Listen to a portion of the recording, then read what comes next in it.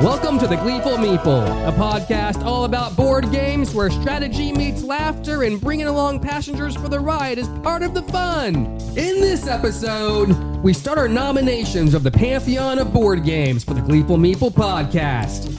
We claim routes and drop off passengers in this week's game of the show, Ticket to Ride Marklin.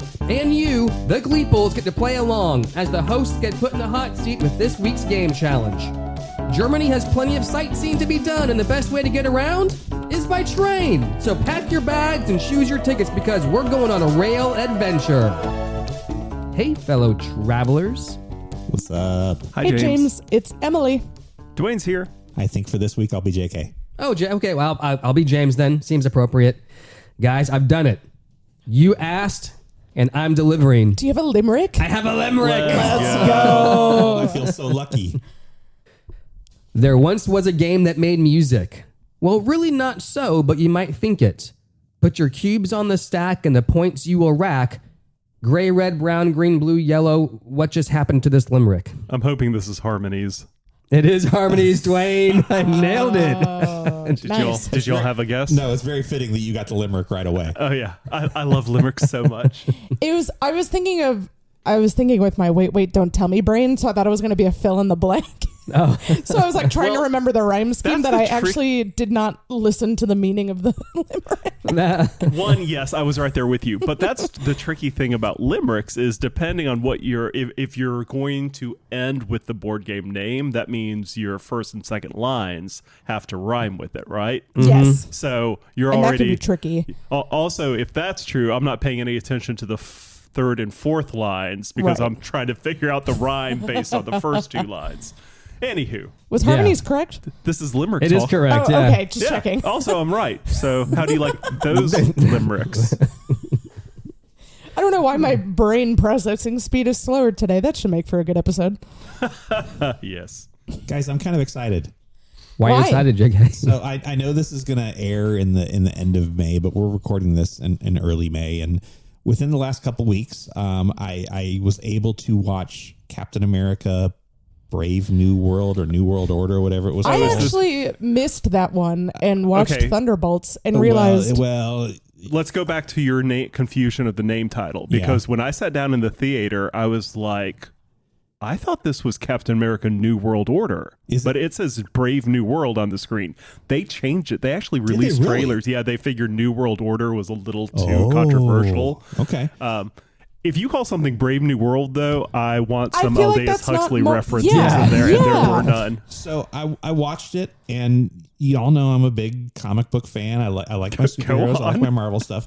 I was really disappointed, and this was really the first Marvel movie where I kind of went, okay, they have really missed the boat. It's starting to kind of degrade in quality. It just wasn't as fun. It didn't have that same Marvel feel. Interesting. And then I saw Thunderbolts last weekend. Yeah. Mm-hmm. And boy, am I back on board. Yeah. That is probably the best Marvel movie I have seen since Endgame. That's what I've been hearing. Spider-Man 3? I was about to say, are we counting Spider-Man as part of the MCU? Because because Tom Holland is. No Way Home was a fantastic film. Yeah, I guess that was after Endgame. Yeah, that was good as well. And are you counting Into the Spider-Verse? No. Because that's Sony. That's its own. Yeah, that's its own. Because here's the problem with counting. That's in its own pantheon. And if you count those, like, we're gonna have a hard time ever discussing the best MCU movie again because it's gonna be one of the animated Spider-Man films. So Dwayne, I know you've seen it. Thunderbolts. Yes. Yeah. Emily, I think from your reaction, that kind of tells me that you've seen it as well. James? I have not. Please don't spoil it because I've heard it's great. Oh, there's one thing I really want to spoil. But It's fun. Okay, well, let's go. Let's get this out of the way. Saying that there is a spoiler is in fact a spoiler itself, but obviously you already knew it because you were the one to bring it up. It is the most unimportant spoiler of all time, but also the coolest spoiler of all time. So. Yes. Yeah, don't tell me. I don't even know what you're talking about. I think We can talk later. Okay. if you've seen any marketing for the movie like this last week, I think it's Oh, already okay. kind of You have to Yeah, stay yeah. offline at this point. I mean, Yes. I've seen trailers and such. I'm trying to think of what it is that I would. So, James, I'm going to go ahead and have you sign out of all of your social Yes. media until you're able to see Have this you film. seen any No. revamps of the movie poster? No. Yeah, stay away from that. Okay. You've Yeah, done so good. stay off Yeah. social media. Actually, I only saw that for the first time like yesterday. So, Yeah. oh my gosh. So I would say probably half of the people listening to us right now know exactly what we're talking about, and the other ones are like, I thought this was a board game podcast. They're laughing at James like, God, first you don't understand Brass Birmingham, and now you don't know the Jesus, Rob, salt in the wound, you guy. Do you think that some of the issues with, not to go too deep into making a Marvel podcast, the movies that aren't hitting strong is because they're merging too much with what they're doing on the TV series with trying to bring that same directorial direction to the movies? Is it kind of like, blending? I don't know. And one of the things that came to mind, I took my wife to go see this with me, and she has been very anti-Marvel movie for a while. That she feels like they've just lost their spark. She has no interest in the DC Universe movies, and part of why she was able to tolerate Marvel, she kind of said there's a sense of whimsy to Marvel movies. They're fun, they're lighthearted. They Which is so interesting because they didn't used to be as lighthearted as they are now. No. Well, I mean, like, yes, they've always had that. But like, you think of it like early Thor and early Iron Man. It's like, oh, this is like gritty, war torn. Like the first Iron Man movie is about like his reconciliation with his own like violence. Yeah, I mean, he is an arms dealer, right? Right, so it does right. kind of start But you there. also have smart ass Robert Downey Jr. that kind of takes that fun element to it. Whereas like I feel like, especially with like Phase 4, I think it got too lighthearted that there was like no substance. Yeah. No consequence, kind of. Well, and then that's there just are when you no add the consequences. multiverse. You have a multiverse where time travel is possible. There are no consequences it's a whole in that can of universe worms. It's anymore, really which hard might to be balance. another reason I've been a little sorry, Emily. I kind of talked over you there at the end there.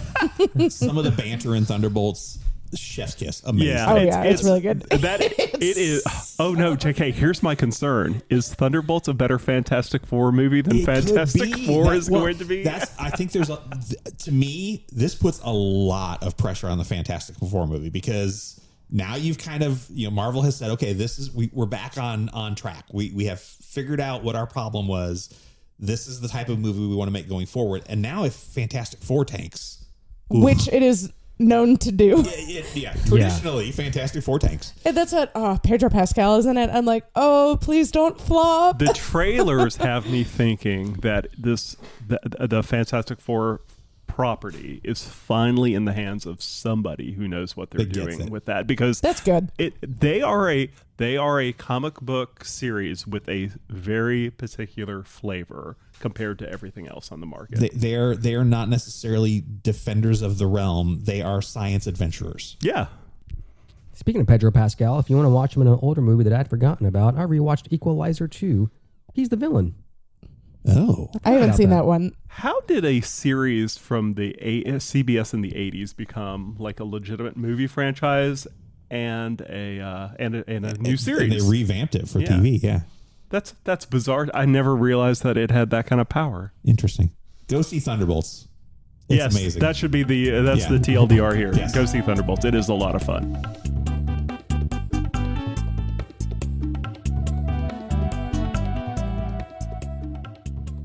All right, guys. So a bit of a fun discussion today. We thought it would be a fun exercise to start the creation, start the nomination process of the Pantheon of Board Games as seen by the Gleeful Meeple podcast group. This kind of got prompted by a comment I made during our Stonemeyer discussion where I said, is Wingspan on the Mount Rushmore of games? Yeah. Yep. And then we realized, well, Mount Rushmore is people.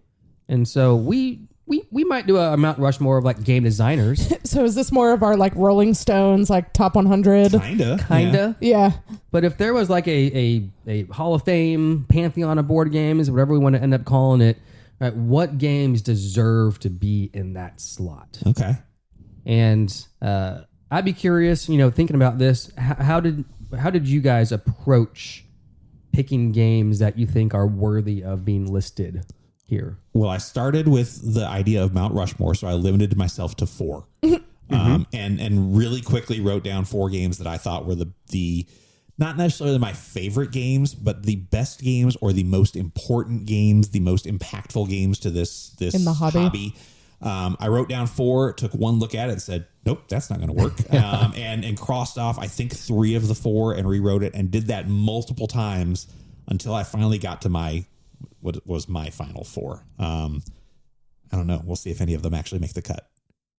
How about you, Dwayne? Any way in which you kind of approach thinking about these types of games? I thought about things that have a certain level of popularity, things that are almost household names for the most part. Maybe not for all of them, but I think a few of mine are things that even people who aren't in the hobby will probably, oh yeah, I've at least heard of that. Yeah, that's kind of where I went to, like the craft board games that kind of went mainstream, because I think of that as impactful because it's the games that go mainstream that are going to bring new people into the hobby, like the gateway game, if you will.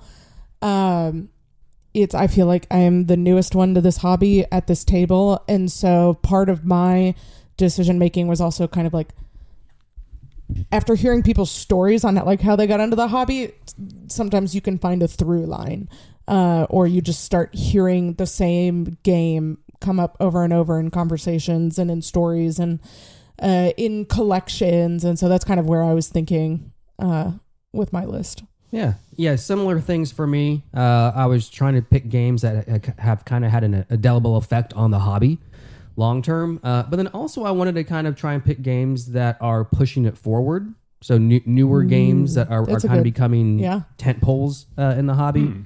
And I was really having a hard time not falling into the trap of like best game in this genre, best game in that genre, and like that kind of a thing. So none of my games I don't think are like probably even in the top 10 on BGG. So it's just games that have kind of, built the foundation for what we have, but then are also pushing forward. And I think just a way to approach this is we're going to name out some games that we're nominating essentially. And maybe we can have a conversation about it, deliberate a little bit. Well, now Emily said a word that makes me wonder something, because I did not do this. You mentioned craft board games. Did any of you go with any of the mainstream classic games for this? I kept thinking about like Monopoly, and then I ultimately decided against it because I did want to go more craft board gaming. But that also makes me question my own thought process, because what about Dungeons and Dragons? Well, quit ruining things, Emily. I have to see where this goes. Yeah, so, and we are going to make this a part 1. Because I think this is a conversation worth going through multiple rounds of nominations. So the rest of our season will be entirely the show ends when we've come up with 100. Yeah, I think if we revisit this in the future, which I think could be fun, it'll maybe be kind of revision. But man, you're building a Pantheon from scratch. Come on, we can't force this into one episode. That's true. Who would like to open the discussion with their first nomination? All right, I'll that's go. a lot of pressure. Go ahead. I don't care. Go ahead, Dwayne. Throw it out into the atmosphere. All right, I decided to go first, and I'm going with this one first because I think this is something we can all at least see my perspective on. So my first nomination is for Pandemic. Oh, yeah, that was going to be mine too. So why Pandemic? So I think Pandemic is going to be a lot of people's first foray into a cooperative board game. It very well could have been mine, although Arkham Horror might have predated it by a little bit. But it is sold at mass market stores, so people can just walk into Target and find it. It's easily played. Electronic versions are easy to find. It's on a lot of different consoles. There's Steam. You can play it on Steam. It is also a solid engine that has been used and extrapolated on not only by its designers, but by other board game designers. If you have played Flash Flashpoint. It is a cooperative firefighter game. It is not a exact replica of Pandemic, but if imitation is the greatest form of flattery, oh my, Pandemic is very flattered by this game. Yeah, that's how I feel about like Forbidden Island. It feels very like when I start to explain the rules, I'm like, okay, Same think of designer. Pandemic. Yeah. Is it? Okay. Yeah. I couldn't remember. You will see Matt Lecoq does this a lot with he's actually got a kids game called like I'm gonna forget it's Pandemic sold under Junior. a few names, but it's like Space Weevils or something, and it's like Pandemic for kids in space with cute characters. But yeah, that's how, like, Dwayne, you just explained it so well why Pandemic should be nominated for our Pantheon. Not only just like gateway into cooperative board gaming, but that was like my gateway into legacy games too. As someone who like didn't come from Dungeons and Dragons type of campaign games, Pandemic opened the door for me to enjoy my first legacy game, which was Pandemic Legacy Season 1. I don't know that I would put this in my Pantheon. Oh, and I would say, you know, everything you said about being a key game for cooperative gaming is valid, and it definitely has an impact on the engine building of several other games. Probably my biggest weakness with Pandemic is I feel like once I figured out how to play the game, I stopped playing the game. But is that...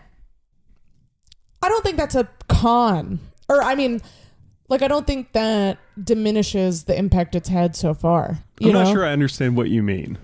Yeah. The first few times I played Pandemic, there were surprises. There were, oh my gosh, we flipped this card. We planned so poorly. Yeah. I think that my wife and I reached a point where we kind of started to understand the mechanics of Pandemic pretty well and kind of were able to mitigate everything. Like we went, and I'm talking base level Pandemic, not any of the legacies or anything. I can't tell you the last time we lost at base level Pandemic without making it significantly harder. Yeah, because there are three in the initial rules. There's 3 different levels. Yeah, there's right? there's ways you can scale it up. Okay. It kind of became very, very samey, very easy for us. I mean, I see that as a valid argument. I think it's a good nomination, Dwayne. Well, thank you. I appreciate the affirmation. Because for me, I mean, even if that's the case, it's still a greatly designed game. The design is good, I think, even if that eventually becomes the case. 'Cause I think that can be said. Not every game can you play infinitely and it be like brand new every single time. Eventually, unless you're JK, and then apparently eventually it's the same. you can solve games, you can find the best strategies. But I do think the impact Pandemic had on just cooperative gaming bears worth, the nomination of bringing it in.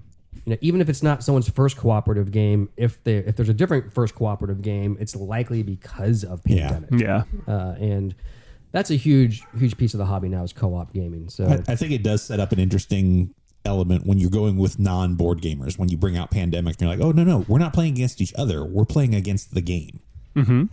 People that aren't used to that are just like, what are we doing? It does. Like, God, I wish I could go back and see my expression the first time somebody introduced me to the idea that, like, no, we are working against this. This is no longer like a competitive thing. It's a puzzle we are trying to solve together. Because I love that style of gaming now, and just to know, like, get to re-experience that again for the first time would be amazing. Good first pick. All right. Good first pick. Well, we'll see if it makes. I'm going to take some pressure off of me and pass. Let's popcorn to. Let's do it this way. If you take it, you get to call on the next person. I'm going to popcorn to James. All right. Well, I'm going to make it easy and just get ahead of any more spoilers. Let's go and go Dungeons and Dragons, D&D. There we go. I know, not a board game per se. It's tabletop gaming, but I mean, a lot of what we have wouldn't exist if it weren't for D&D.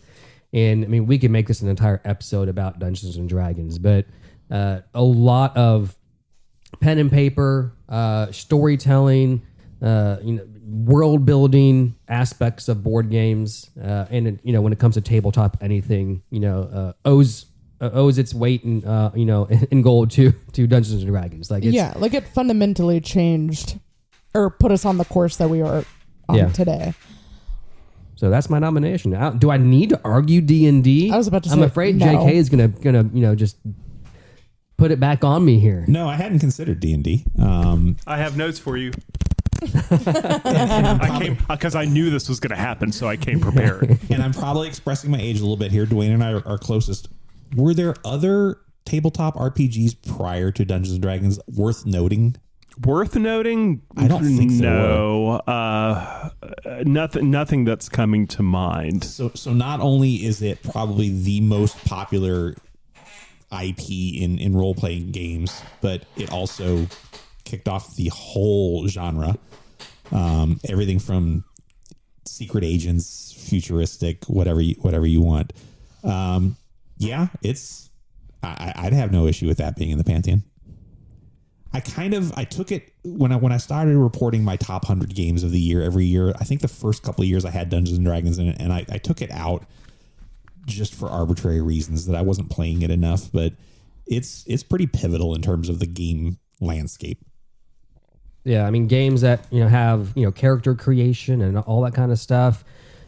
Eventually, you could trace all that back to creating characters in D&D and asymmetric player powers. I think all of that I would have to imagine in the designers' minds that puts that into their game. This idea of custom character creation in any aspect goes back to D&D. How many video games have their roots in D&D? Oh, for sure. Yeah. So yeah, that's my nomination for now. Emily, you're next. Oh, wait, hold on. Emily, any thoughts on D&D? I already.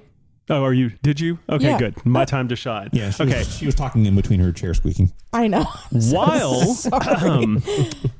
While D&D is a perfectly cromulent nomination for this. Whenever someone uses the word cromulent, I just know it's not going to be a positive next That's comment. called foreshadowing. Yeah. I'm going to make an argument that we need a separate, we started this as Mount Rushmore, so I'm going to keep that comparison going. We need a separate Mount Rushmore. I don't want to say Stone Mountain because of the historical connotations with that, but a separate edifice? Yeah, because role-playing games are so diverse and so wide.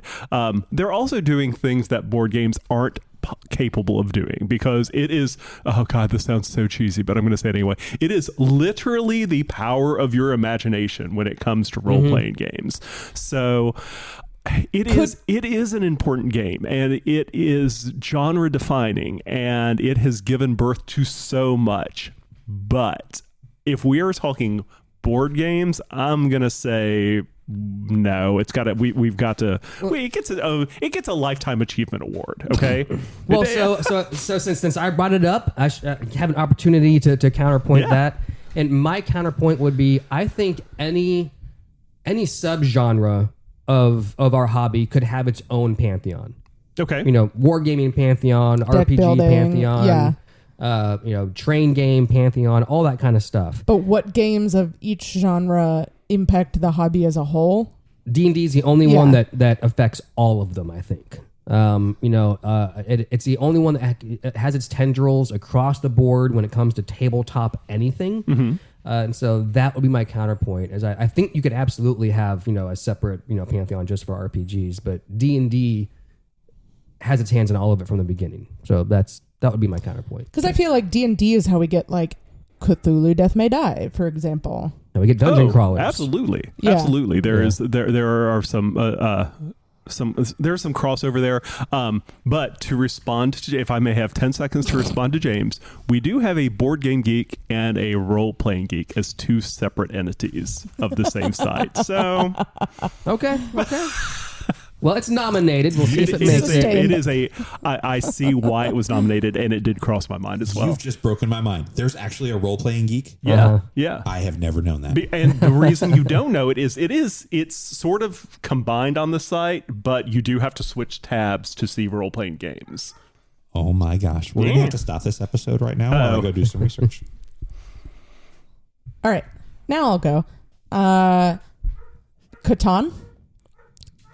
Settlers of Catan. I'm going to allow this nomination because it's on my list as well. There we go. Wait, should we spoil Perfect. things like that? Maybe not. I think so. Okay. I mean, if it's on... let's go ahead and knock them out at the same time. It's on my list. So... Well, that I don't think we have to discuss it because 3 out of the 4 of us said yes. So I believe Catan was my first, modern day board game. I can't remember if it was Catan or Pandemic.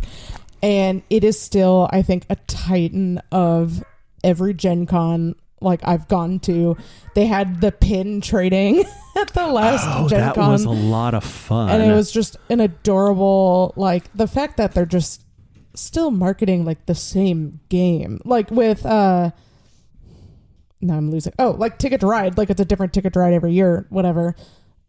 Well, they're actually completely re-releasing it right now. So they renamed it, and it's going to be a new box design. And yeah, it's kind of getting a refresh. When you say rename it, have we gone from Settlers of Catan to Catan back to Settlers of Catan, or is it like something crazy now? Let me look it up while you're talking. I forget what it is. So I played Settlers when I was in high school, and then like coming to like our group as a young adult in my mid-20s, realizing it was just called Catan. Mm-hmm. I was like, I thought that's just what we called it because that was our hip new like shortened name for it. And then it was like, that was actually the name of the board game when I went to look it up on Board Game Geek. Well, and what's weird is I had always called it Settlers. Hey, let's play Settlers. Hey, let's get to it. We're playing Settlers on Friday, you know? And then when they changed the name, I was like, oh, wow. Okay. So what it is even when it was Catan, it was still like they had like Settlers on the box, but Catan was the big thing. Now it's just Catan the game. Yes, that is what it's being called now. I think that might have been since the most recent edition, or maybe even going back. This is the 6th edition, which is just got released in 2025. But who's publishing these days? That's a good question. I'll just keep giving James things to look up on his computer in front of me instead of looking them up on the computer in front of me. But it's getting revamped art, updated packaging, and a new a normal square box format, kind of a new format. So it's just kind of getting an overall refresh a little bit. But yeah, I want to say Catan has its own opinions? publishing studio, I think. Oh yeah, it may now. But it's just such a solid. There are games that. There are better games, period. Oh, 100%. Hands down. But it has great player interaction. It has its simple mechanics, easy to understand. And I would say in the base game, if I've never talked about it on the show before, I think Catan at 5 and 6 players is absolute garbage. It goes from one of my favorite games to one of like an experience I can't wait to get out of. But at 3 and 4 players, Catan is near perfection to me. I just really enjoy that game to this day. All right, now, JK, tear us down. Well, JK did not jump into hey, it's on my list too, so I would love to hear JK's point. Well, there's a reason I've kind of stayed quiet while you guys were discussing this, and that reason is simple. I've played it once. I think it's fine, but I did not get the appeal of it. Maybe I will with more plays, but it's just one that's... Did you play it once after playing all these other games? Yes. Yeah. Okay, because I think that definitely colors opinion differently. Did you play it with people who play it regularly? Do you remember? No, I played it at an event. Okay. Did you play it? What is this? 20 questions? Did you play it with a mouse? That's where I was going. No, like you, JK, I've only ever played it once, and it was a couple years ago. So definitely after I'm far into playing games in the hobby. But I definitely have family members and know people. I have similar story as you, Emily, where this is their first foray into hobby gaming. And my family members that only have a few games on the shelf, this is their big one. This is the one that made its way into normal households across America as a hobby game that, non-hobbyists play. At risk of spoiling someone else's nomination, whenever I talk to a new person at an event who says they kind of play games, so it's like obvious that they're not a board gamer like we are, but it's always Catan, or Ticket to Ride. I do use Catan as when people ask me, well, you're into board games like Monopoly, and I go, not really. More like Catan. Catan. Yeah. Even though I don't play it, that's kind of the go-to craft game name. Oh, have you had this experience where you have that conversation with people? Hey, what do you like to do? I play board games. And instead of, oh, you mean like Monopoly? They go, have you ever played Settlers of Catan? Yes, I was going to say. That is why it made my list. It is a keystone for non-hobbyists. It is a hobby game keystone for non-board game hobbyists. Yeah, I've had that experience more often lately, which is crazy. And it really is this started the boom of the modern hobby industry. It really did. It was on Catan's shoulders. So all right. So give us a nomination, JK. Okay. So I'm going to do mine in order of the ones that I feel least passionate about to most passionate about. I like that. Okay. So I'm going to start at the base level entry one. And if Catan was kind of your entry game into this world, I'll go with mine, which is a very simple game. You have 3 possible things you can do on your turn, and the game kind of unfolds from there. Cthulhu. That's Ticket to Ride. Yep, I knew it. Ticket to Ride. I think it's a very simple game. There's not a lot of meat to what you can do, but depending on who you play with, depending on which version you're playing, what board, what expansion, loads of different strategies come into play. It's also my choice, just like you said, when people ask, oh, you play board games, what do you play? Catan, and I follow that up immediately with Ticket to Ride. Those are the 2 that I'm going to mention. I think it's the entry point into this genre for me. Yep. What's your next passionate? Oh, I got to go again? I don't want to go again. It's got to go back to James now. I have thoughts. I was thinking about doing Snake Draft. I need Ticket to Ride. I'm not sure. Is it one of the great gateway games? Absolutely. If it was plucked out of the hobby, what ramification would that have? Days of Wonder would not exist as a company. That's true. Entirely. And then a whole company would be gone. I think where I like it too, James, is, certainly in the time that I've spent with the hobby, I've gone through periods of I really want to play heavier games, or maybe I should play lighter games. It is absolutely a light game. There is not a lot of depth to it, but I think it provides an easy access point to get people that aren't gamers into the hobby. You don't have to explain much. You can literally teach the game in 5 minutes. How many gateway games are we allowing into our Pantheon? Because I feel like I have one. Okay. If the argument is that we need to have a gateway game on the Pantheon, kind of, generally speaking, is that the one? There's lots of gateway games out there now. Is that the one that's had the biggest impact and continues to have the biggest impact and is the easiest? I'm not saying you're wrong. Worth but thinking you are about, saying though. no. I think I would. I'm saying I'm not sure. I would allow it if we were doing like Oscars category for like best gateway game. It's in the nominees. Is it winning the award? I don't know, but I would accept it into the Pantheon. JK. Why? Thank you. All right. Well, I guess if we're going in order now, now that we have an order, we'll stick with it. I'm up next. Did we start with you or did we start with Dwayne? I can't remember. We started with Dwayne because I jumped. Oh, you're right. I jumped on that grenade it is very you, quickly. My bad. Chaos. That's my secret. I'm skipping turn order. Jumping on grenades.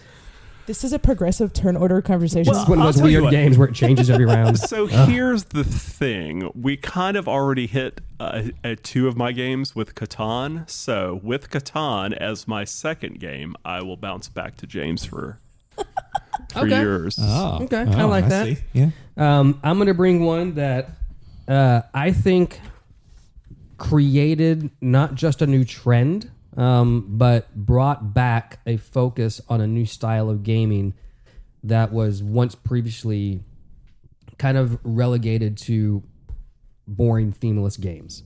So my next nomination is Seven Wonders Duel.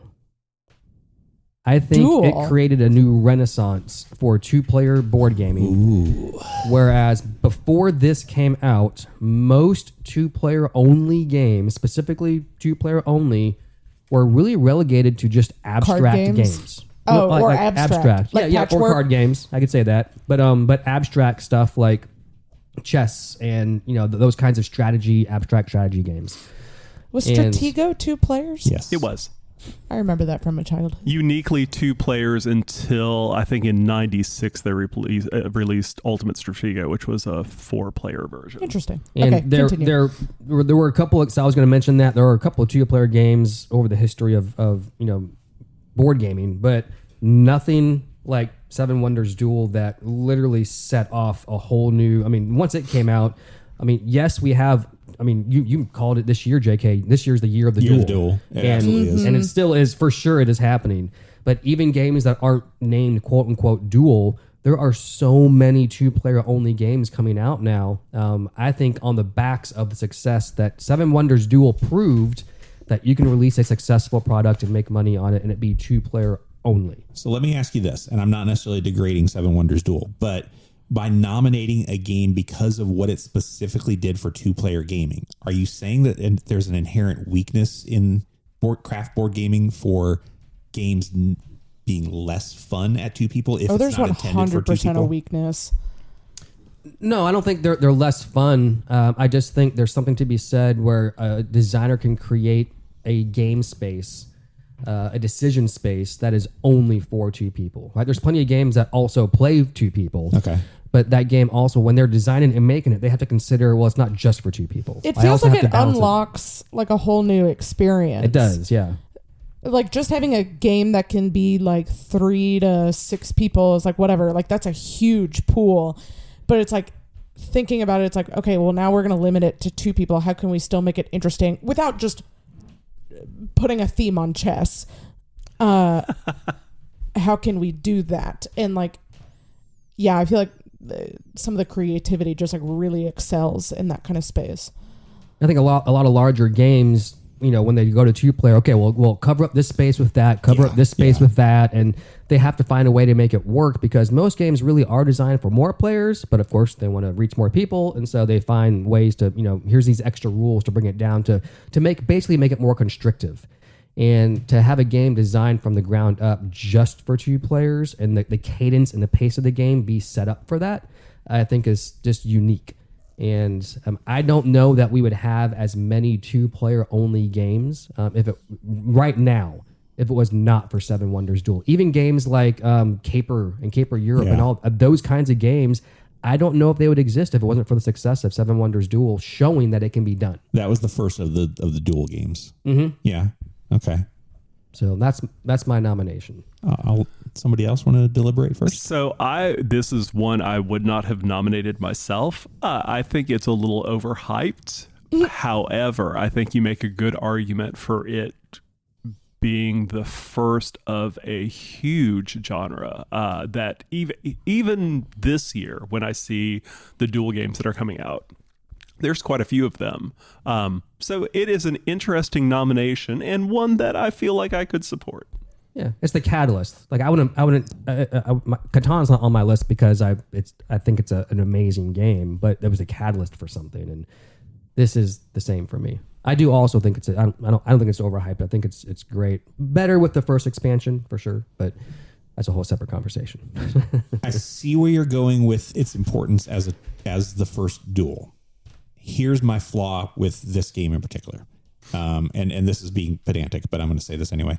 If I have my choice of playing Splendor with 4 players or Splendor Duel with 2, I'm playing Splendor Duel with 2. I think it is a far better game at 2 than the base game is at 4.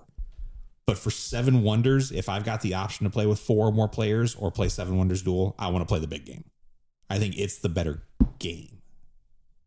Oh, for sure. I mean, if you have 4 people at your table, well, you're not going to say, hey, let's both play Seven Wonders Duel and do two separate games of Duel. Right. It serves a purpose, right? It serves a space for 2-player only gaming. Certainly for couples and partners, and if you only have 2 people, it's just you have all the options you have now for those styles of games has greatly increased and exploded, I think, on the back of the success of Seven Wonders Duel. Versus, hey, you want to play a 2-player only game? Yeah. You got a deck of cards, or are we playing chess? What do we like? That's where we used to go, before this explosion. So. Well, that's not like before we recorded this. I just talked about like learning gin rummy with my boyfriend. Like I'm just like looking up the bicycle website rules because all we had was a deck of cards, and we're just like at a neighborhood bar with smaller tables, and that. So great. I don't hate the nomination. I'm not bagging on it. But I think it's weird that you chose. I get why you chose Seven Wonders because it's the first one, but I think in comparison to the game it was based on, it's a very watered down version of that game. It didn't improve upon Seven Wonders. I think Splendor Duel improved upon Splendor. And Splendor Duel wouldn't exist if Seven Wonders Duel didn't exist. Yeah. And last point I'll make on it, just to kind of show it, I was at a gathering last night with a bunch of friends and not gamers, nothing like that. And they had a Hanamakoji on their shelf, along with a bunch of, it was on a bookshelf. And at the very end of the line of books was Hanamakoji, which is a 2-player game. And I question whether or not that would even be there if it weren't for Seven Wonders Duel. So that's my nomination. Interesting. Okay, so I actually we don't have a whole lot of time left in this discussion, but I think I might. Are we going to get halfway through our nominations and then stop? Is that where we're going? Yeah, we're going to have to put a pin in it or else we'll be here all day. Okay. Yeah.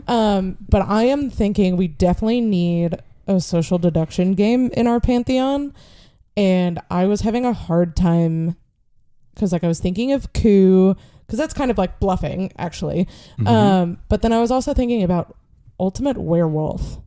And if y'all would consider that worthy of a nomination, or am I just off my rocker? Emily, I'm really glad you brought this up because social deduction is I feel like it's such an important genre to board gaming in general.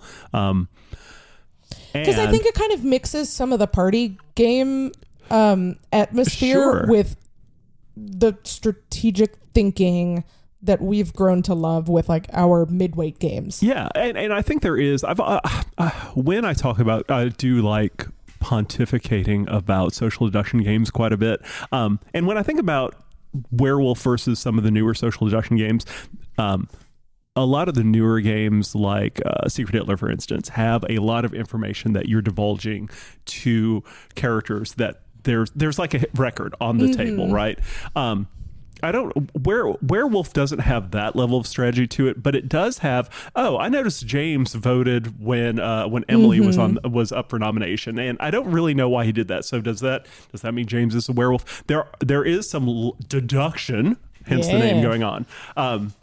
And I think Werewolf is the one that kind of started that in a lot of ways. It's the first one that I saw like licensed. That's what I was wondering. I know a lot of people played Mafia before Werewolf. Just with a regular deck of cards. But you played with a regular deck of cards. I mean, this would be like if we put a moniker, if someone were to nominate monikers, well, that's based on a Time's Up. Time's Up, yeah. Which is also based on an old parlor game called like Fishbowl or Celebrities, depending on what region you grew up in. See, okay, that's what I was thinking. Like, Fishbowl, Celebrity, Mafia, like all of these, like, I even think about Dutch Blitz, which was played with, like, you could play with a normal deck of cards. Yeah, it's pretty much Speed, isn't it? To some degree. Speed, yes, to some degree. Yeah. These games that were just passed down through kind of like oral tradition, if you will. Until somebody with enough money said, by God, I should make a version of this that people will buy and I can make money on this property. So do we give Werewolf props for... Yes, I feel like that is a very solid nomination. Okay. I absolutely considered social deduction. And I was thinking social deduction, traitor, like that whole thing. Traitor mechanic, like betrayal. And there's, you can go into Battlestar Galactica. Yeah, that kind of stuff. And I think, yes, maybe Mafia was your original idea of this, but Werewolf is the one that, I mean, for years, it was just Werewolf. Yeah. I mean, whatchamacallit, Blood on the Clock Tower has it, Werewolf, I think. And Coup, Secret Hitler. I mean, those are all they all have roots there. Yeah. So I'm nominating Werewolf, Ultimate Werewolf. And one, just to put a cap on that, when you go to conventions, and there's a lot of Clock Tower these days too, but like for the first 20 years I went to convention, what you did late at night is you went to the gaming hall and you found one of the several Werewolf games that are going on. Yeah. They are in the gaming hall. They break out in hallways. Like any place there was a space, people were playing Werewolf late at night. It's just because it's an easy game. There's not a lot of supplies, not a lot of setup. A lot of times you have people who might be a little bit inebriated wandering into the games at that late, but it is a perfect game for that kind of situation. good nomination. Yeah, it's not bad. I don't know that. I don't know that I would have thought of that to put on the list, but it kind of falls into the same vein for me as Pandemic. That I played it early on in my gaming time, and I've kind of gone away from it. Mm-hmm. But yeah, it's fine. All right, who wants to close us out with our last nomination of today? All right, my last one. So my second least passionate one. We've done my entry level game with Ticket to Ride. Now I'm going to kick it up a notch with the midweight game that I think deserves its place, and that's going to be Wingspan. I would agree. I 100% think that deserves a spot in the Pantheon. I think it ramps up the difficulty level from Ticket to Ride. When you actually teach the game to someone, instructionally, it's still fairly easy. You get the depth of the game through the cards and the repeat plays and trying to figure out the strategies behind it. But also the main reason I'm recognizing this, and we talked about this when we talked about Stonemaier Games, just the sheer impact it had on mainstream gaming. You could find this thing in Target and Walmart. Everywhere you went, Wingspan was out there and people were actually buying it and trying it. So would we be as inundated with new games as we are today had it not been successful? I don't know. But it's certainly a mark setter for our hobby. And I think it also like proved, and it's like I think several games have done this, but it's like board gaming also has like its tradition in war games, and Wingspan proves that you can kind of have a cutesy theme and be successful. Yeah, I mean the whole modern trend of nature games, cozy games, that kind of a thing is Wingspan. That's what kicked it off. All these nature games are coming out now. It's post Wingspan. Yeah. So they show that you can have a more appeasing theme and people will buy it. And it is absolutely the best-selling modern hobby board game how do I say this? Highest selling modern board game in recent years, I guess. Yeah. Right. Ones that aren't the evergreens like Ticket to Ride, that have been around for a long time. Nothing sold more than Wingspan in recent years for a brand new game. Put it that way. Yep. And I know I said one more, but JK, I really do want to know what that third game is that you came prepared to talk about. Oh, I got two more for the next episode. Okay. You'll have to wait and see. Never a mind. cliffhanger. I love it. Oh, yeah. All of y'all listeners that are screaming at your speakers right now saying, you didn't say this, you didn't say that. We probably all have more games listed here. I still have my best two yet to come. That's why Rolling Stone had 100 or the 500 albums, like you were saying earlier. We will get to them. But our nominations for this episode, we have Pandemic, Seven Wonders Duel, Dungeons and Dragons, Catan, Ticket to Ride, Ultimate Werewolf, and Wingspan currently up for nominations. That's a good list, It's y'all. a good start, everybody. That's a solid game collection right there.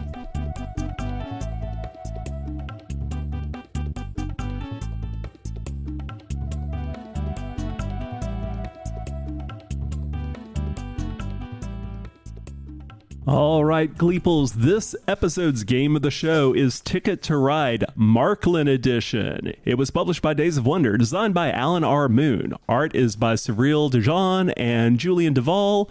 Released in 2006, Ticket to Ride Marklin will play 2 to 5 players, but it's at its most gleeful with 4 players. JK, walk us through Ticket to Ride Marklin. Hey, have you played Ticket to Ride before? Yes. Get ready. You're going to do it again. This game has essentially 3 central things that you can do, not problems. You may either choose train cars from an available market. You can choose to use those cards that you have selected to put trains out on the map, or you can select routes that you are trying to complete with those trains. Marklin does one additional thing. Each player has 3 passengers in their inventory. And during the game, you can choose to put one of those passengers out in a station or a city that you have already laid claim to. And then at some point in the game, you choose simply to move that passenger through all of your connected cities. The more cities you can pass through, the more points you're going to get, as long as other players haven't wiped those cities clean of points. At the end of the game, you're going to look at the total amount of points you've gotten from your passengers, as well as the routes that you've completed, and then deduct the routes that you did not complete. It's pretty straightforward Ticket to Ride with an extra wrinkle to it. That's Ticket to Ride Marklin. All right. And one additional note is you can move through all of your routes. You can also piggyback off of other people's routes, because it also introduces a new card type. Yes. Which is a passenger card type. And so if you have a passenger card, 1 card per use of someone else's route will allow you to extend that passenger's trip along the routes. And if you're only familiar with base Ticket to Ride, which takes place in America, this moves the setting to Germany and surrounding countries, sort of. Yes. Which is an interesting new tweak to the game. And one of my favorite things about this board game, as a long time hobby train enthusiast. Each card is unique and a different. Marklin is actually a model train. Thank you. Yes. I was going to say toy train, and no, that's not what that is. They're a model train manufacturer, and so each card is a different one of their actually released products. It's really nice, and the artwork took extra long just because of all the uniqueness in it. Yeah. This is out of print, correct? Correct. Yes, for a while now. Was it a very limited edition when it came out? I think this actually precedes my time in gaming. I don't know if it's limited edition, just more so they just didn't do another print run. Okay. That's all. Yeah, they just didn't keep printing it. And you mentioned something a moment ago, Dwayne, about the surrounding countries. So that is also one other new addition they added in this, is that on the ticket cards, many of the ticket cards are names of cities, from this city to that city, and you got to connect those 2 points. They also have ticket cards now that on the map, Germany is surrounded by all the countries. You go to Switzerland, you go to France. Yeah. So they have connecting points of Switzerland and France. So in the top left corner of the board, per se, let's say, give you an example, there's an area of France, but there's multiple cities right next to that, but you're not connecting to the cities, you're connecting to the countries. So that's another way to approach the ticket cards, where it's not just city to city, it's country to country, which is across sides of the map now. Yeah, it's neat. I play a lot of Ticket to Ride.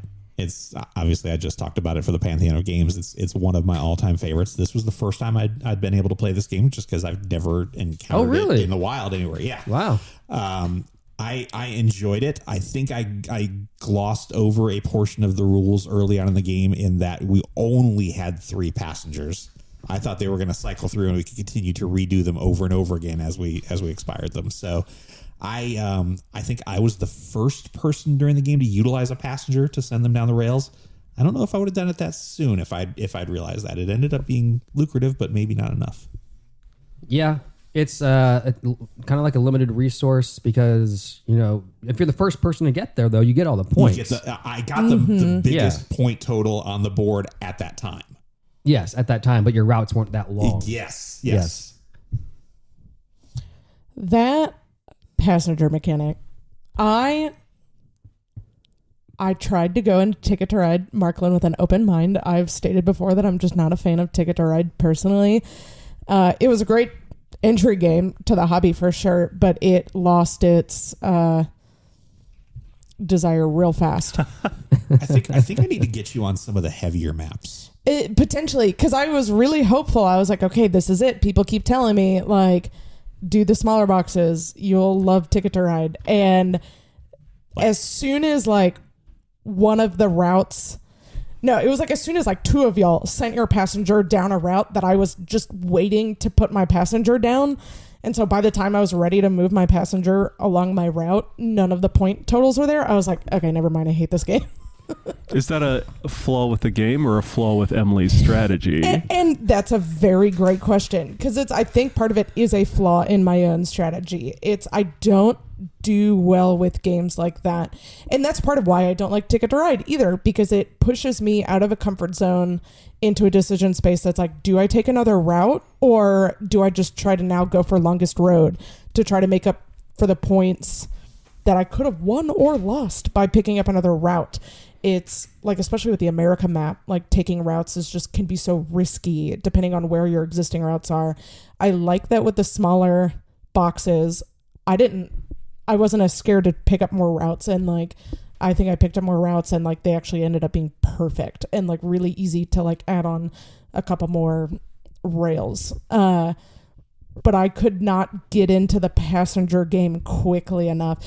And it's like, there's another thing of like Ticket to Ride that like I don't enjoy, is there's the early game when everyone's just collecting cards and everyone's just kind of waiting, like, okay, who's going to break the seal? Who is going to be the first person just start laying down trains? And then the next like 8 turns are them laying down trains. And that pushes me into a decision space where I get very scared. And I'm like, okay, well now I have to put these trains down because I only have like, I have to get this 5 train green route. And it's like, I see James is kind of in that area, but I don't know if that's where he's trying to go. And so I'm just going to like do it now. And I love that part of ticket. I hate it. That's the tension. Because that's the excitement. Because that like prevented me from building my passenger route. Because I was like, okay, well, I want to make sure I secure this other route, even though it has a lot less lucrative point values to send my passenger through. And it was just one of those. It was like, I do not think the game is flawed. To be clear, I do think this is like a me thing. I do think this is my personality mixed with my preferences, mixed with Ticket to Ride.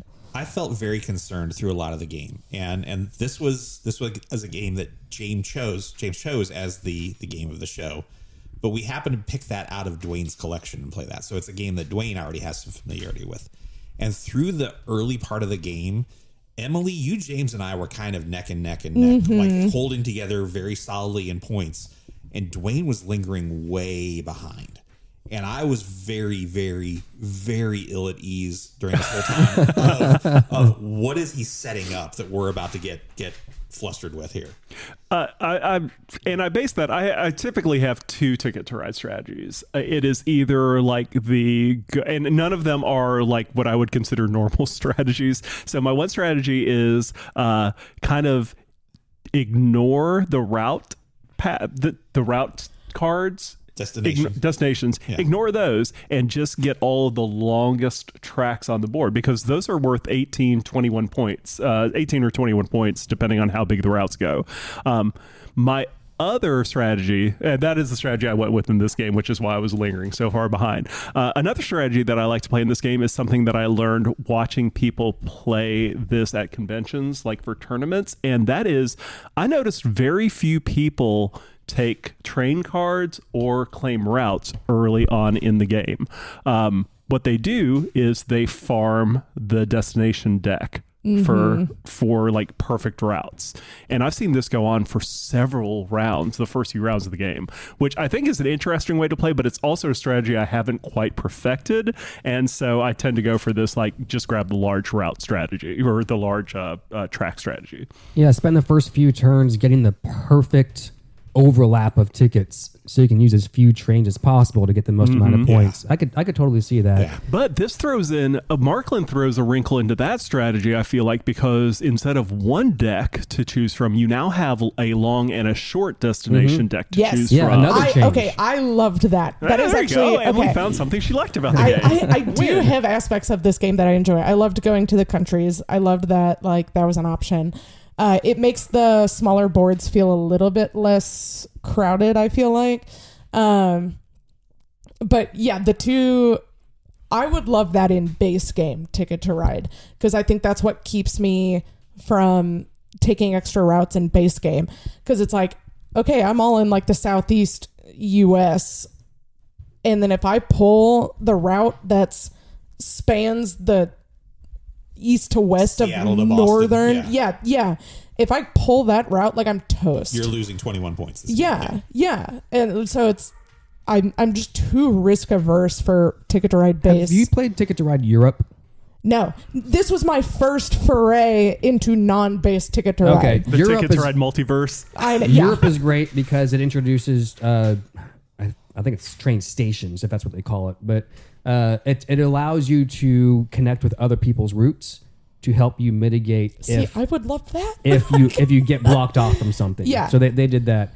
But I can totally see, I think you would play this differently the second time, knowing now what can happen with the passengers. Because when we were playing, I'll agree with you that this can introduce another potential moment of feel bad in a game that can already have some of those moments built in when you get blocked off from your routes and you got to work harder or you don't get the tickets you want, which to me is part of the game. It just is what it is. But this can introduce another moment of real feel bad when you're setting up your passenger. And I saw it happening in real time and I felt so bad for you.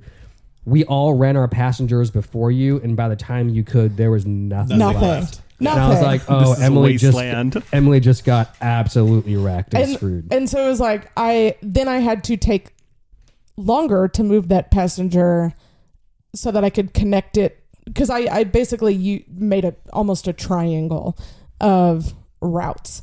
And so I had to wait even longer for that bottom part of the triangle to get connected so that I could get 8 points. And there was someone late game, and I can't remember if it was Emily or James, that you did have a passenger run that went through several cities that were 0 points. But by that point, you had established so many connections that you made it almost all the way around the board, picking up a smaller amount of points. But it was still pretty lucrative. It was like I literally went like a triangle across 2/3 of the country. Yeah. And it appeared that no one else was kind of like going to the southern area of the country. So I was like, okay, I think I caught a break here. And so I picked up a ton of like just smaller point tokens. So my one passenger paid off. But if I had gotten like 2 passengers to do that, then I would have been a lot more competitive in the rankings. Yeah. So overall, I mean, I think it's a shame that this one isn't in print anymore, because I don't know of another Ticket to Ride that adds this level of change and difference to the Ticket to Ride formula and experience. It really throws a whole nother wrinkle in the experience in terms of timing and cadence and when you make decisions, and puts that pressure on that Emily was talking about. But it opens up such a large additional area of point scoring that I don't know any other Ticket to Ride does. The amount of points you can get from passengers when timed right, it's a whole nother area of strategy, and that isn't available in other ones. So that's why I like it a lot. I think I need to teach you guys Ticket to Ride the Heart of Africa. It's the mean Ticket to Ride. Oh, I'd be down to play. Very, I don't know that I've played it. Yeah, and my issue with other flavors of Ticket to Ride is I just haven't had the chance to play them. I'd love to try some of these out sometime. I've played a few, but not a lot. The legacy version we played, Dwayne, was great because it brought back a lot of those elements that the different maps do and just sprinkled them in. I saw what they were doing here and there, like, because I noticed some things like, this feels a little like the tunneling system in Europe. So I kind of figured they were there. That's what they were doing. They nothing really copied the passenger mechanic, though. I don't think that was pretty unique.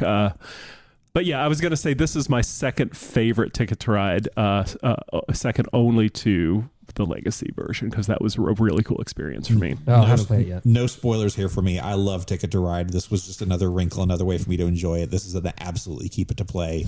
It actually immediately went on my list to, I need to try and find this game somewhere. So it will show up at some point. And I feel like it's not unreasonably priced for as unique of a collector's item it is for both board gamers and train enthusiasts. I think the prices are still pretty reasonable for it. Yep.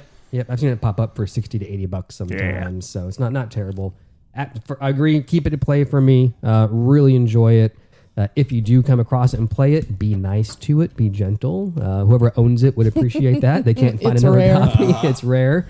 But yeah, I like what it adds. Like I said a moment ago, just a lot of new stuff that they haven't, re-implemented elsewhere. So yep, keep it to play.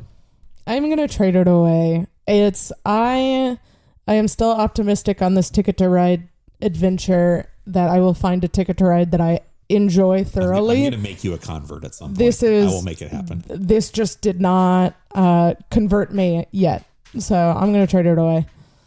I'd actually like, if we ever do find a Ticket to Ride you like, I want you to go back and try Marklin at some point, because I think it's got some really bright spots to it. I'm usually like I'll play most games twice. Yeah, because that first game can be really gimme. How about you, Dwayne? Oh, for the reasons I've stated during our session today. I'm going to keep this one to play. It's just a great version of Ticket to Ride. That's a 3 out of 4 on the Gleemeter. Gleometer. Well, with all that discussion, how did it play out? What happened? So your comment on points made me laugh, because I only have 2 logged plays of like one Ticket to Ride Marklin. There is a 3-point difference in my scores. Interesting. Yep. Ticket to Ride Marklin was 3 points higher than my score on Ticket to Ride base. I didn't do much better than you, Emily. As I said kind of earlier in the discussion, I think I went way too early with my passenger and suffered for that in the long run. And still beat me by 20 points, by the way. And who got second place? Wait, hold on. Second place gets to choose the next game. So who won the game? Right. Who won? Oh, is that how we do it now? That's fine. I actually won this one. My take the large rail strategy actually paid off this time, and I don't think it does usually. So the late game when all of these cards started coming out of your hands, I just went, "Oh, we're in trouble. Yeah, this is not good." We just saw Dwayne's train pile dwindle, and I was like. Man. And it is funny in almost every Ticket to Ride game I've played. If I'm not the person going out, it's usually everyone's fine. Everyone's got more than 10 cars. Everyone's got more than 10 cars, and then all of a sudden it's like, oh no, they put out 7 cars in one round. We're in trouble. So again, James is our runner-up. James. Yeah, and my strategy in this one, and to give you guys some context, I mean, Dwayne absolutely killed it on passenger point scoring. And getting those long routes, and that left you at 141. And my strategy was tickets. I was trying to complete as many tickets as I could. And in this game, it's not longest route gets you the bonus. It's not most highest completed ticket count gets you the bonus. So I also got the bonus. And even though I was behind on passenger scoring, I did get some of it. I ended up at 135. So I was only 6 points behind Dwayne at the end. Close game, James. It was a for close me game. and you. I was about to say for 3 of you. So yeah, I guess I got to pick the next game, huh? And what would that be? So this is going to be a game. Do y'all want to have a quick game today or a medium game today? Quick or medium. As long as you're not going something too heavy, I'm good. Because it's 11:15 and Adam's supposed to get here at 11:45. Ooh, you maybe want to go with a quick one. Quick game. Okay, we'll go quick, yeah. I'm going to pick a game that I've been playing a lot recently at our events. It's my new favorite small box game that you can just bang out, but it has some fun decision making in it. And it is going to be Castle Combo. Castle Combo. Oh, I've been wanting to play that. I haven't even heard of this, but spoilers. I love this game. Wait a minute. But I do love small box games, so I'm interested to try it out. All right, that's it.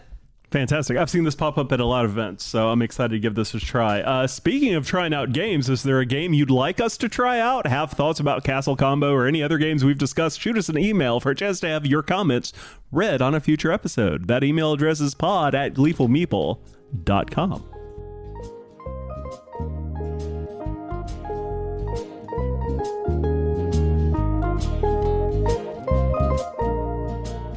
So I think we've talked about games enough that it's time to play a game on air. No, not a board game.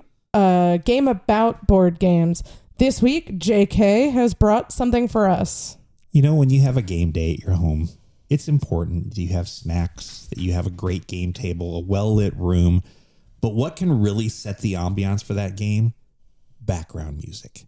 If you find great background music to play with a game, man, you are just creating a wonderful pairing. What I've done for you guys today is I have cultivated a list of games and a playlist of artists that we're going to listen to while we're playing that game. I am going to reveal to you the playlist of artists. You tell me what game we're playing. We're calling this the soundtrack of our games. Oh my gosh. Okay. I'm afraid because down. I know your brain is an encyclopedia of music. Oh, all right. So what we're going to do, this is open to everyone to answer. However, once you guess once, you cannot guess again until every other player. Okay, I like that. Yeah. Okay. So our starter, the playlist is AC/DC, Coal Chamber, Garbage, and The Darkness. What are we playing? Brass Birmingham. No. Oh, Power Grid. It is Power Grid. Wow. That's very good. clever. Yeah. That is very... Okay, I see what you're the doing. Coal got me on coal. All right, 1 point for Dwayne. Our next game playlist, we've got Berlin, Enigma, Joy Division, and New Order.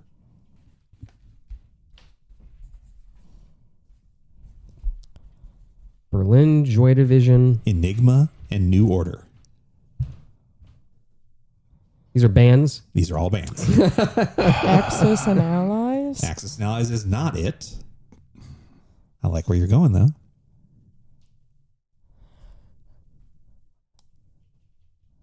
All right, say Risk. the band. It is not Risk. Say the bands again. Berlin, Enigma, Joy Division, and New Order. Okay, so Enigma. God, I wonder. I'm trying to think if you're going for just the artists themselves or if their songs. Do their songs play into this at all? Not necessarily. Okay. No. Okay. Let's, because I can look. I'm looking at my compatriots' faces, and I'm like, they're as lost as I am on this one. So Berlin, Germany. Right. Okay, we can start there. I'm lost after that. I don't know these Enigma. bands. Enigma makes me think of the Enigma machine. Yeah, but that's not music related though. But that's what I'm confused. But that's also World War II. Yes. So we're looking at some World War II games. Memoir 44. It is not Memoir 44. Okay. I think Everyone's guessed. The Turing Machine. It is not Turing Machine. That was a guess, but it just didn't make sense with everything else. Okay. So James, you haven't had a guess yet, so we can talk. No, I did. I guessed Risk. We're on our second. Okay, so we now. each get another guess. Can we ask yes or no questions? You can try. Okay. Is it a World War II game? Ish. Because he said he liked where I was going when I said Axis and Allies. So we've hit the two big ones, I think, Memoir 44 and Axis and Allies. So that gets us to stuff like Undaunted. Nope. Ugh. James, you get the final guess if you want to try one. Blitzkrieg. What we were going for here, these are all somewhat Nazi terms. So I was looking for Secret Hitler. Oh, Yeah. wow. Yeah. Huh. All right. Our next playlist. The Black Crows, Dream Theater, Ghost, Dead or Alive. Oh my word. JK and Dwayne's games always break my brain. And these are always band names, not song names. Just the bands is really the connection. Dead or Alive? I don't know. The Ghost. Black Crows is also kind of a death thing. Death May Die. It is not Cthulhu. Death May Die. Okay. The Black Crows, Dream Theater, Ghost, Dead or Alive. Oh, Spirits. Dream Theater Yes. is a good one to I was about focus to say. on. Really So we got stuck on Spirits, we've got Black Yeah. Crows. I've got it down to 2 games, James. I'm going to And take you were the one starting to that I say can one. remember the name of, and you take the other one. Let me read your mind. Is it Obscurio? It is not Obscurio. Is it the one James was The other going one. for? Mysterium. It's Mysterio. There you go. Nice. Team points. Team points. Yeah. All right. Our next playlist is Fish, the Ocean Blue, the Coral, and Deep Blue something. Oh, man, Aquatica. I got so many guesses on this one already. I'd said Aquatica. It is not Aquatica. Finspan. It is Finspan. I was, Yeah. I was like, there's so many ocean I games thought now. James was in on it too, so I'm like, I'm going to wait for the moment I see Emily stop talking and jump in with Yep. Finspan. Yeah, it was either one of those two. All right. The next playlist is the B-52s, Big Wreck, Black Box, and Delta Spirit. Sky Team? What'd you say? Sky Team? It is Sky Yeah. Team. There we go. Nice. See, I knew my Well jumping done. in first Emily, would Emily gets eventually on the pay board off. with a point. All right. The Airborne Toxic Event, Arctic Monkeys, Coldplay, Dig. Ooh. Dig at the end throws me off. I had some guesses up until Dig. Say it again. The Airborne Toxic Event, Arctic Monkeys, Coldplay, Dig. What are our cold weather games? That's where I'm stuck. Because I had an idea, but then you throw out this cold stuff, and So the cold and the dig is going to, I'll go ahead and throw out a guess. Go for it. It's sending me in a direction of like the Thing board games, but there's 3 of those. I'll just go with the Thing. It is not the thing. Okay. but you got. I was going on Pandemic at first, but then you went cold, and what's the first? The Airborne Toxic Yeah, Event. that has me thinking Pandemic and Outbreaks and You're going to kick yourself. Did you already guess, Emily? No. Okay. I can't think of any cold games. Outbreak in the cold. Oh. Yeah, come on. I mean, Dead of Winter? Yeah. It is not Dead of Winter. That was my follow-up guess. Yeah. Wow. It's not Dead of Winter. I don't know then. Are we passing on this one? No. Okay, fine. I'll pass. James, it is Revive. Outbreak? Because it's after an apocalyptic event. Yeah. True. Yeah. There you go. Okay. All right, our next one. Crash Test Dummies. The Fray. Fuel. The Go-Go's. Thunder Road It is Thunder Vendetta. Road Vendetta. Yeah. Crash Test Dummies is good. All right, this one I absolutely love, and I think you guys are going to hate this, but this is great. Oh, no. US3. The Used. Utah Saints. The Gorillas. At the very end, the Gorillas. Utah Saints and Gorillas. US3. The Used. Utah Saints. The Gorillas. I have a guess. And I'm trying to remember the name of the game. I think I'm going to get it wrong, but I think I see where you're going with this. No, I'm that's going to not guess. a gorilla. That's the name of the game. U-boat.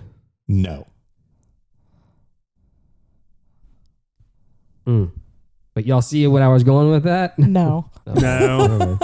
I was thinking of King of Tokyo, but I'm not confident in that. So I'm not entering it as a guess. US3. I don't know that I The have Used. a guess. Utah Saints. The Gorillas.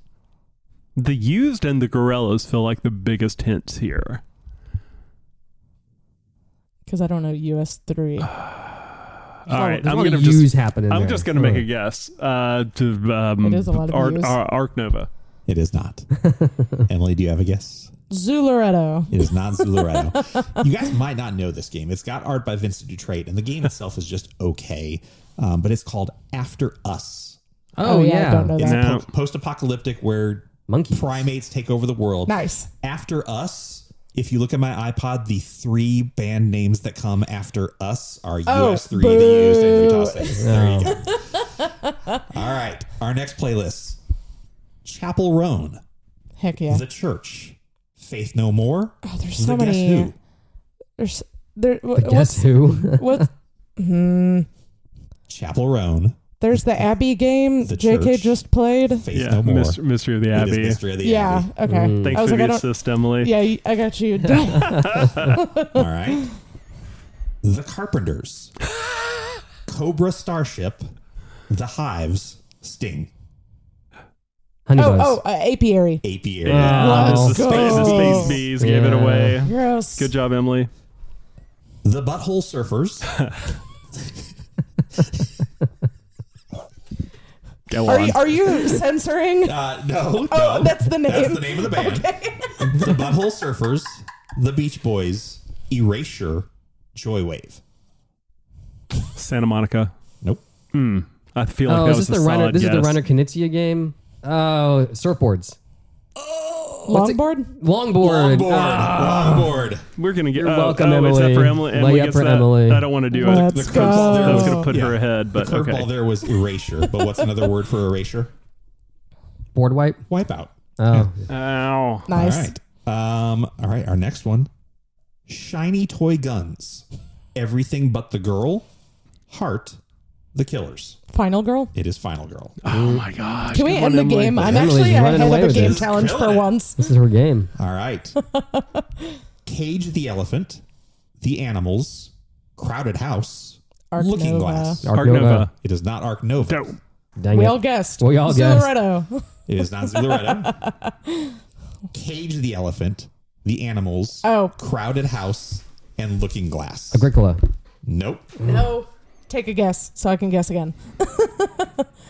I'm staring Dwayne down. Do it. You have to wait? Yeah. Yeah, because we all have to guess. Say them before I for me can one guess more it. time, JK. Cage the Elephant. The Animals. Crowded House. And Looking Glass. I do not like the way Emily is staring me The down thing right is, now. I could be totally wrong in my guess too. I'm just trying to intimidate you.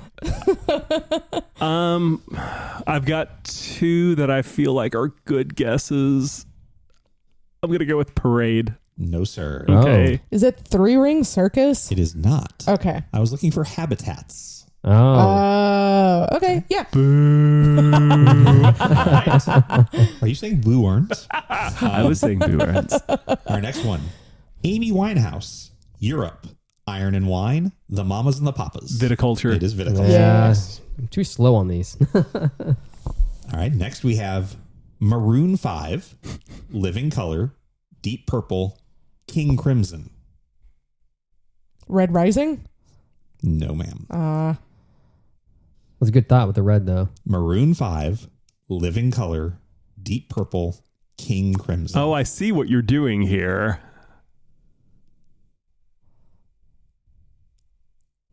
Well, now I don't want to help Dwayne since he's 1 point behind me. I don't know if I want to wait for James to have a guess to eliminate an option. I have a guess. But yeah, I don't know if I'm going to guess this as well. You go first. Wait a second. You're behind, so I should am you go behind. first or should I go first? You go first, Dwayne. Hues and clues. It is not Hues and Clues. That's also not the name of the game. Hues and Cues. You said clues. Your roll just broke. I knew I it. think I I'm said it was wrong wrong. Because it doesn't color all the... It's just Sagrada? It is not Sagrada. It's just the reds and I purples. was looking for Castles of Burgundy. Oh, nice. I see What it was now. the castle? King Crimson. Okay. Okay. Yep. There we go. All right, we have 3 more to go. Our next playlist is Ace, Cracker, Dirty Vegas, Queen.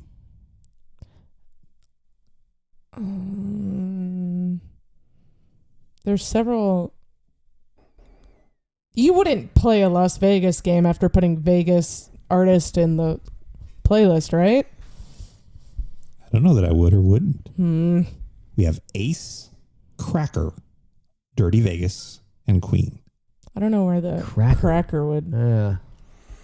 Yeah, the cracker's throwing me off too. Dirty Vegas. Not just Vegas. Dirty Vegas. That's what we call downtown Vegas. Queen. Ace.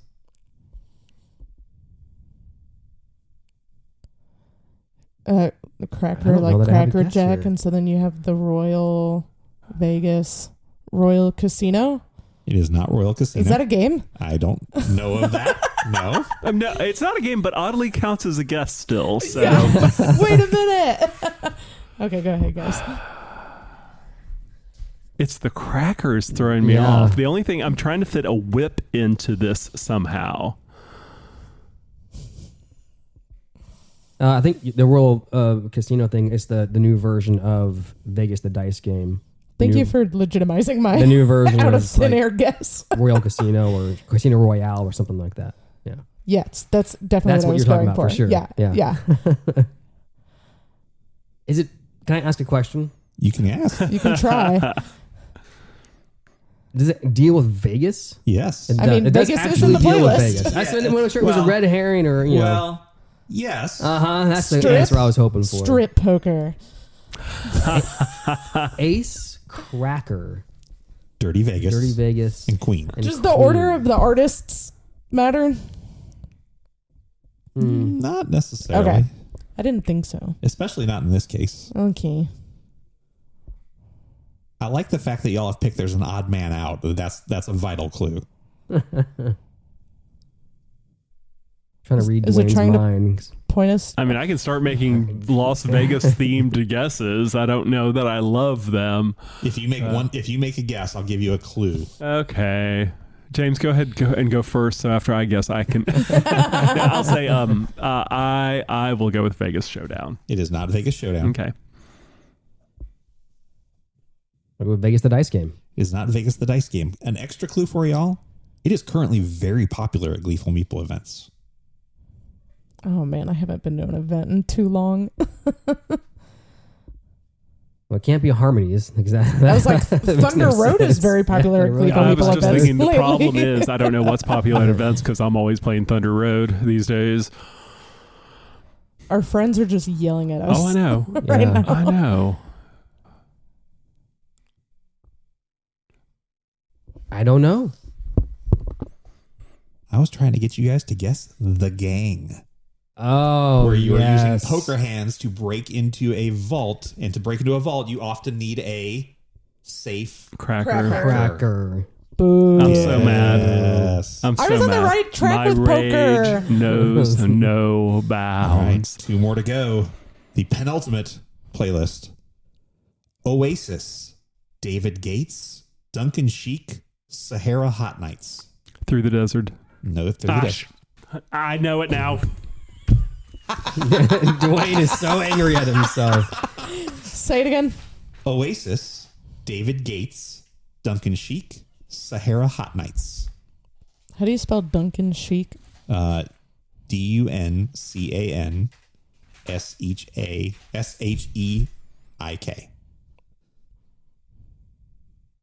Dwayne is so angry. I know. Right I 1000% have you this can game feel now. the rage radiating off Is of him. it? Let's give him a time limit, JK. Is it Imhotep? It is not Imhotep. I stare at me for a long time, Dwayne. I need to fuse into your mind. I did that to Dwayne and it did not help. Read your eyes as it thinks about this game. That's okay. Imhotep has just put Bubba Hotep in my mind, and that's all that I'm thinking right That's now. not helping. Confuse you. It's island, desert, and you said through the desert. It's not. No, I don't think I said through the desert. You should try that one. I think that might be it. Was that not it? What's the? Oh man, I can't think of the game. Yes. Can't think of it. Let the name of the game flow through you. I feel like we do need a timer. It's terrible. I should have a timer, which is not helping. I'll give it to Dwayne. What is it, Dwayne? It Marrakesh. is Marrakesh. Oh, Marrakesh. that's I wouldn't funny. have gotten there. We got one more to go. Where Thank God, because Emily and I are tied. Oh boy. Okay. Are we tied? You're keeping score too. Yes. Is that accurate? James, Good. could play spoiler here for our final one. Our final playlist is Bush, Deep Forest, Journey, The Neighborhood.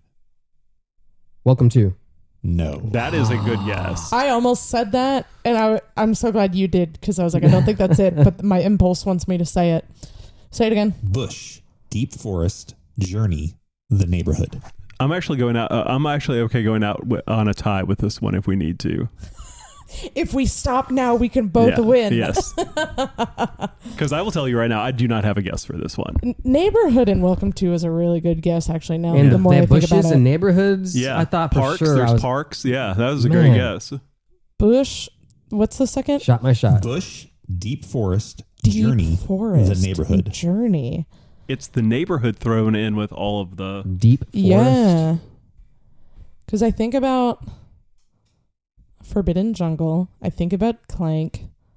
I think about Suburbia. I mean, it's tree related, so I will say what I think of every time I think of a tree related game, which is Everdell. It is not Everdell. Okay, go on. I mean, I have another guess, but I was thinking Terraforming Mars. It is not Terraforming Mars. I feel like you would have thrown in. Go for it. you didn't react when this was said earlier, so I feel like it can't be it. But parks? You danced Are you right around it and serious? didn't say it because I think you were talking about the parks in Welcome to. Yeah. It was actually parks. Yeah. Is what I was looking for. What is the neighborhood in parks? Neighborhood parks. I'm done. Nobody wins. I am thanks unconvinced, to me. and my rage knows no bounds. We have a tie. Emily and Dwayne finished tied up for the soundtrack of our game days. I feel like I'm the real winner here. I will James say is this. the only one coming out not JK, angry. that was a delightfully creative game, and I it really was. Yeah, enjoyed that was it. really good. Well you. done. That was fun.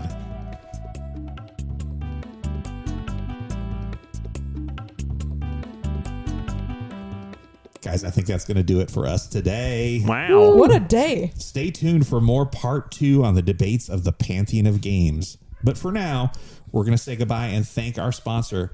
Folks, prescription medicine is getting pricey. It is tough to find something that's affordable within your plans. Thankfully, we have the Umbrella Corp looking out for us. They are working consistently to produce the finest medicines available to us. Look for them on your shelves, especially available in Raccoon City.